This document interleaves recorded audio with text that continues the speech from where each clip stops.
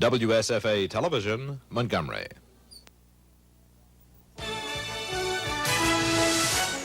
From Alabama's News Center, this is the WSFA TV News 6 o'clock report. Thank you, Norman. One of the losing candidates in yesterday's Troy runoff election says she will go to court and challenge the results. Troy voters went to the polls to choose a mayor and 3 members of a new city council. But as Cal Calloway tells us tonight, the outcome of the city's 2 predominantly black city council districts is now being contested. Tuesday night was a night of winners, among them Jimmy Lunsford in the mayor's race. But perhaps DeGeraldine King Henderson was the big loser of the night. It was her lawsuit that sparked the change from a city commission elected at large to a mayor and city council, each council member elected by district. Despite that, she was narrowly edged out of the District 5 seat by political newcomer Alphonsa Byrd. Today, the city commission certified Byrd's election. Absentees, Byrd 128, Henderson 90, totals, Byrd 471, Henderson 452. An estimated 500 of the more than 3,600 ballots cast were absentee votes. That high number bothers Henderson. I lost the election on yesterday because of voting irregularities and voting fraud, which is very evident in 16 pages of absentee application and absentee ballots. This morning, Pike County District Attorney Joel Farmer subpoenaed all absentee ballots from the runoff. Henderson expects to file her injunction by the end of the week. But for now, the new council will take office next week. I am bitter by the fact that you have people doing illegal manners such as what we have here in these pages of absentee ballots. Cal Calloway, WSFA TV News, Troy. WSFA Television, Montgomery.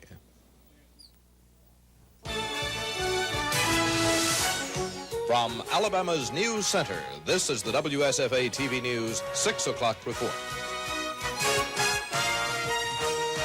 Alabama's Habitual Offender Act is now being challenged in the state's Supreme Court.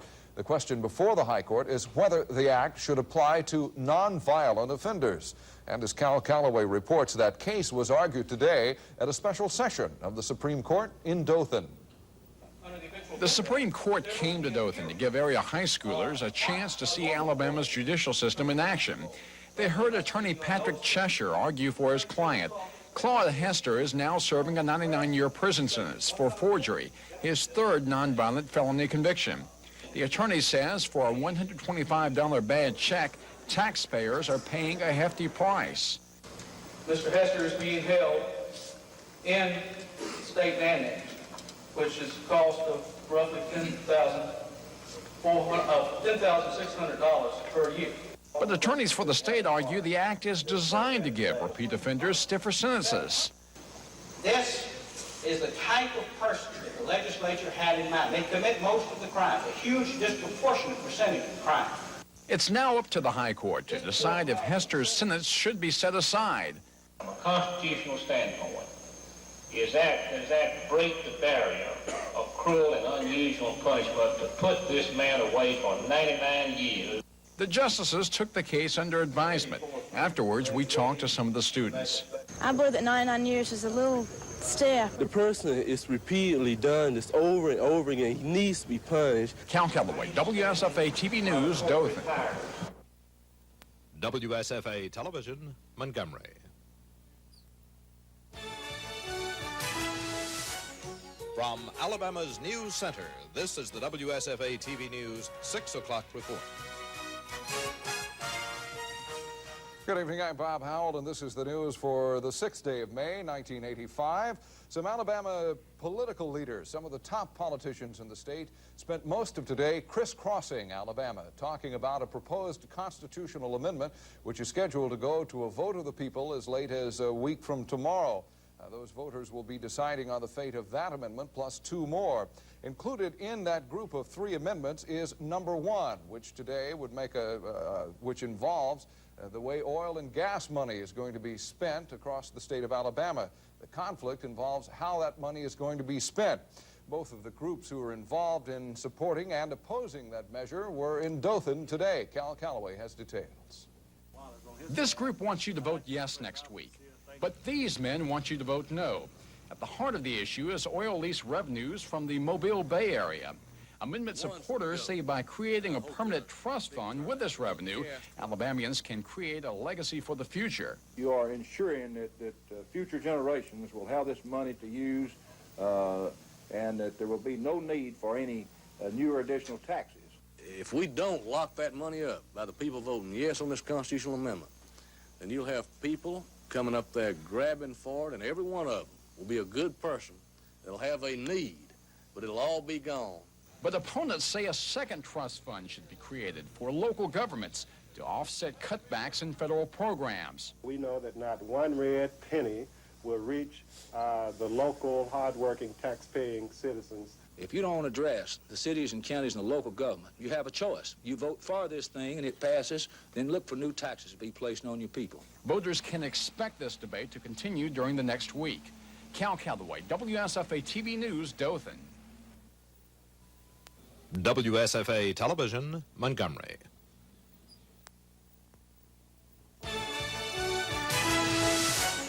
From Alabama's News Center, this is the WSFA TV News 6 o'clock report. Governor Wallace is taking his campaign in support of Amendment Number 1 right down to the wire. And in the midst of a late afternoon news conference today, he told reporters he would support a plan to give cities and counties 20% of the interest from his proposed oil and gas windfall trust fund. He previously offered the municipalities 10%, an offer they turned down. During the brief exchange with reporters, the governor said some advertising by forces opposed to the amendment were patently false and some of the most dishonest and misleading he'd ever seen. Earlier today, the governor took his campaign to the Wiregrass. Cal Calloway has those details. Dothan was the last of 3 stops for the governor. He says he made today's tour because of misleading ads being run by opponents of Amendment 1. The governor says if approved, the trust fund of oil lease revenues from Alabama's Gulf Coast will be a legacy for the state's future. I have never been more sincere about something that's needed for this state than I have been in my entire career. In fact, it's more important my being governor now or any other time that this amendment pass. But most city and county government leaders across the state say a second trust fund is needed to help offset federal revenue sharing cutbacks. Today, the Houston County Commission urged citizens to vote no. The loss of these revenues will result in an increase in local taxes or a serious curtailment in the level of services to be provided by county government. But the governor says states have been hit even harder by federal cutbacks. He says passage of the amendment will prevent major tax increases in the future. Cal Calloway, WSFA TV News, Dothan. WSFA Television, Montgomery.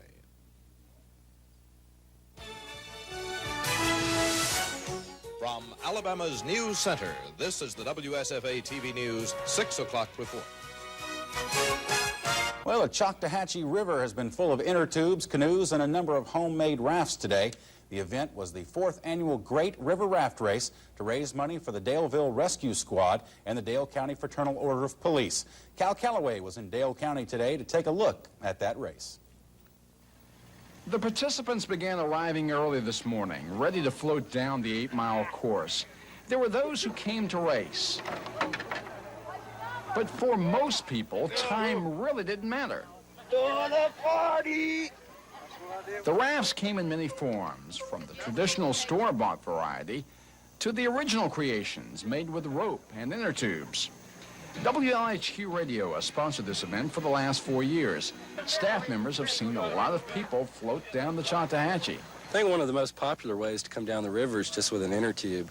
A lot of people, since we're so close to Fort Rooker, a lot of the guys on post like to get several inner tubes and tie them together and float down that way. The canoes are real popular. There's some pretty strange ones that come down. Some of them I don't think we'd put on TV. Everyone agrees the main idea is to have a good time. That was obvious not only in the water, but along the banks as well. People enjoying a beautiful day in the Wiregrass. An estimated 5,000 people turned out today, and race officials hope that number will continue to grow each year.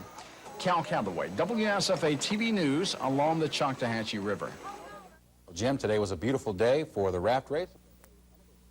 WSFA Television, Montgomery.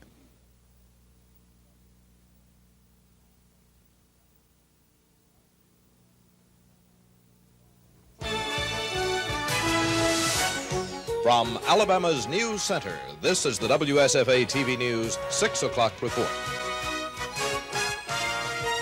Well, there's less than an hour left for Dothan voters to go to the polls to cast ballots in today's runoff election in that city. Voters in the Circle City are choosing a new mayor and a Ward 2 city commissioner.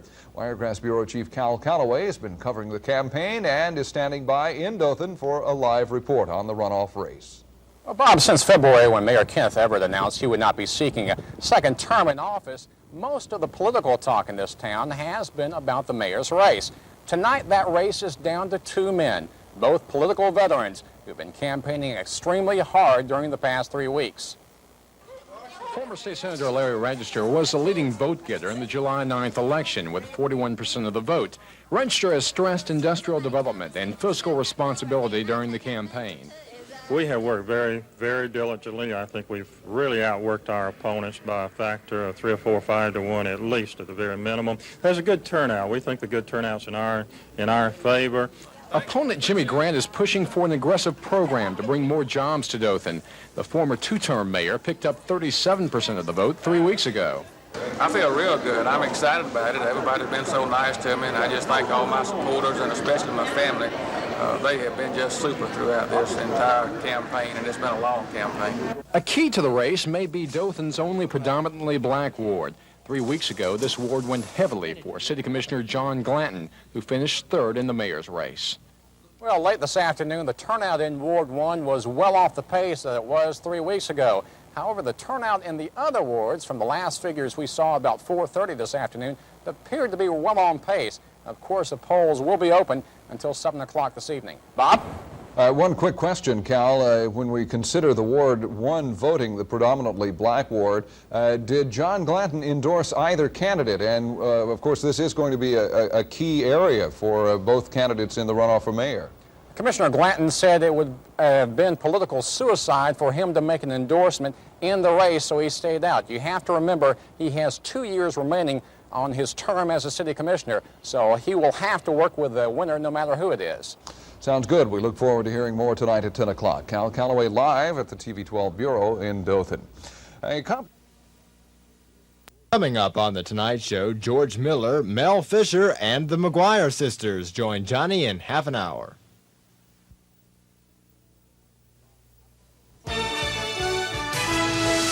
From Alabama's News Center, this is the WSFA TV News 10 o'clock report. Good evening, I'm Lynn Sampson. The results are in from today's runoff election in the city of Dothan. Dothan voters have elected a new mayor and a new city commissioner. Wiregrass Bureau Chief Cal Calloway is standing by in Dothan with the final returns. Cal? Well, Lynn, everyone we talked with the last few days have predicted a very tight race for mayor. But as the returns came in early this evening, it became evident very early that the tight race everyone had talked about would not take place. Let's go ahead and take a look at the results tonight. First, in the race for mayor, Larry Register, our former senator, is the big winner. Register picked up nearly 5,100 votes, or 56% of the votes cast today. He's the winner over former two-term mayor Jimmy Grant. Grant with nearly 4,000 votes, or 44%. Now, many experts have predicted that Dothan's only predominantly black ward, Ward 1, would be the difference in this race. Now, Ward 1 went strong for Commissioner John Glanton 3 weeks ago. And while Register was the big winner here, it's obvious from the returns that came in tonight that the Ward 1 did not have the impact many people thought it would. In the Ward 2 commission race, there's been a major upset this evening. Dothan businessman Don Clements tonight has defeated two-term incumbent Raymond Thomas. Clements, with about 51.4% of the vote, a 242-vote margin over Thomas, who was the incumbent in that race. As you might imagine, both winners were very excited this evening. Both men credit the people who have been working for their campaigns with their victories tonight. They have been the difference. There's absolutely no way that a candidate can get elected by himself. It's a very humbling experience to have all the people working for you like we have. We're very delighted with their confidence in us and the support that they gave us throughout. The people showed in the beginning that they wanted a change, and what I predicted came to be true, and Mike, too, throwed his support into me, and I think that was a difference right there, along with some of my good buddies that was helping me. Both Mayor-elect Register and Commissioner-elect Clements have been talking about bringing industry to Dothan. They say that will be a prime priority for them when they get into office in October. But for the next couple of weeks, both men plan to take a vacation to sort of relax after a long and grueling campaign. Lynn? Thank you, Cal, for that live report. David Bronner may be around. WSFA Television, Montgomery.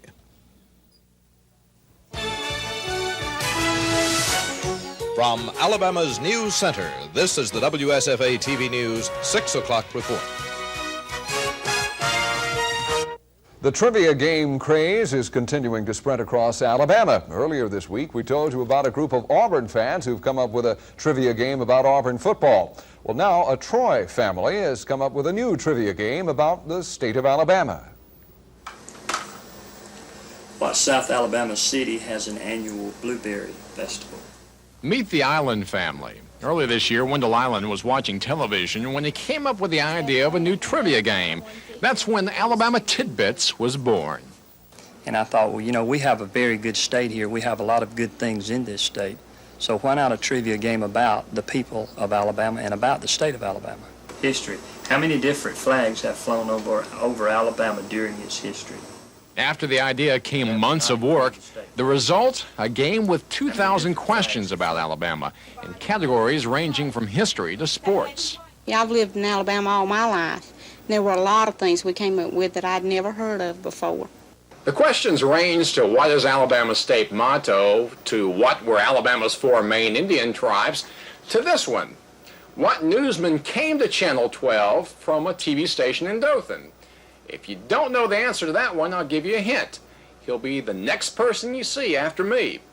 Cal Calloway, WSFA TV News, Troy.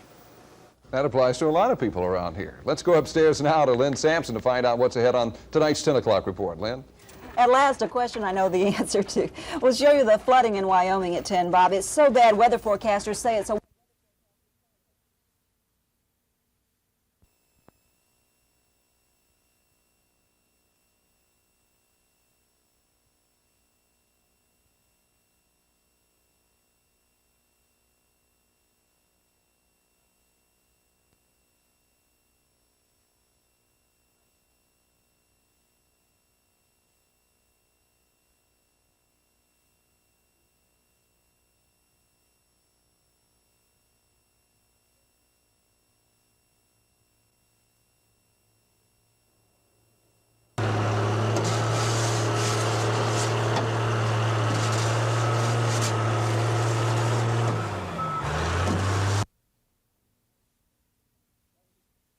Thankful for being